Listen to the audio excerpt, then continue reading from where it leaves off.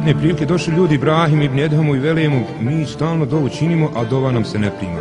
Evo i mi često poslije svakog namaza amin, amin, amin, amin, amin, amin, a nismo ni svjesni šta mi to tražimo, da li smo zbilja uključeni u to da istinski Allaha molimo. Pa im veli Ibrahim ibn Edhem, ima dosta stvari zbog čega se vama dova ne prima, pa kaže: prvo, vi govorite da volite Allaha, a niste pokorni Allahu dželešanu, jer onaj ko voli Allaha je pokoran, kao i čovjek koji voli ženu, on je blizak njoj, poput onoga čovjeka koji govori da voli ženu, a nikada se ne primiče njegova ljubav čudna. Pa dalje kaže, vi govorite da volite svog poslanika, ne slijedite njegov sunnet, čiji bonton vi slijedite.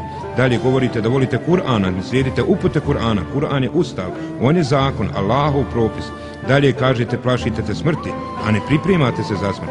Govorite da vas je strah vatre, a ne čuvate se. Govorite da volite džennet, a ne pripremate se za džennet. I kaže, na kraju, svoje mahane zaboravljate, a bavite se tuđim mahanama. To je slično kad recimo neko kaže, kad govori o svojim precima, o svom didu, o svom ocu, kako su oni bili dobri, kako su bili hadžije, kako su bili hođe i tako dalje, on nikako ne klanja. Kakve to veze ima kad on sebe ne shvata, svoju ulogu, šta će biti sa njim. To je slično kad on govori o svojima precima, kako su oni valjali, a on ne valja kao kompir.